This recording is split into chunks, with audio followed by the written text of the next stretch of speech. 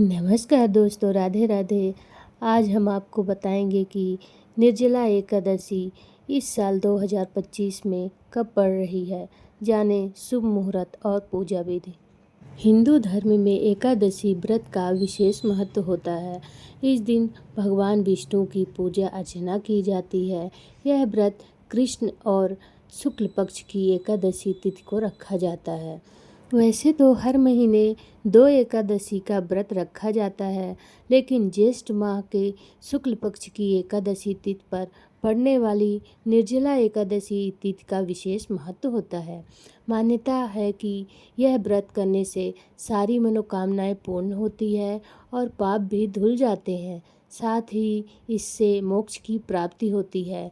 इससे आइए जानते हैं इस साल कब है निर्जला एकादशी पूजा का शुभ मुहूर्त और पूजा विधि। निर्जला एकादशी 2025 शुभ मुहूर्त।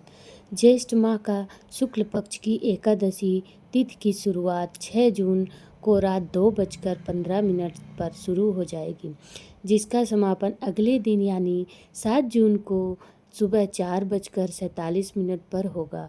उदयातिथि पड़ने के कारण यह व्रत 6 जून को रखा जाएगा।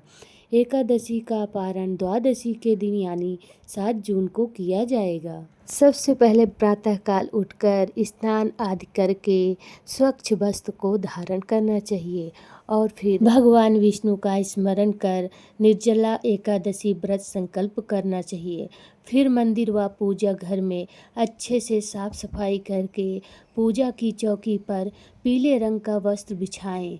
अब भगवान विष्णु और देवी लक्ष्मी को स्थापित करें और फिर विधि विधान से पूजा करना चाहिए। भगवान विष्णु को पीले रंग का वस्त्र और फूल चढ़ाना चाहिए। इसके बाद फल, हल्दी, चंदन, अक्षत चढ़ाएं। माँ लक्ष्मी जी को खीर का भोग लगाना चाहिए। विष्णु चालीसा का पाठ करना चाहिए। व्रत करने वालों को भोजन और वस्त्र का दान करना चाहिए। मान्यता है कि निर्जला एकादशी के दिन श्री हरि की उपासना और व्रत करने से व्यक्ति को मृत्यु के बाद मोक्ष की प्राप्ति होती है। सच्चे मन से यह व्रत करने से शरीर शुद्ध होता है और घर में सुख समृद्धि का वास होता है। इससे व्यक्ति के अंदर आध्यात्मिकता का संचार होता है। मान्यता यह भी है कि एकादशी का व्रत साल की सभी 24 एकादशी के बराबर माना जाता है। यह एकादशी वर्ष की सबसे कठिन मानी जाती है। इस एकादशी को निर्जला एकादशी नाम से जाना जाता है। यह व्रत ज्येष्ठ माह के शुक्ल पक्ष की एकादशी को रखा जाता है। पांडव भाइयों ने भी रखा था निर्जला एकादशी व्रत। मान्यता यह भी है कि पांडव भाइयों में से भीम ने ज्येष्ठ माह के शुक्ल पक्ष की एकादशी को बगैर जल ग्रहण किए एकादशी का व्रत किया था। इस व्रत को करने के कारण भीम को मोक्ष और लंबी आयु का वरदान प्राप्त हुआ था।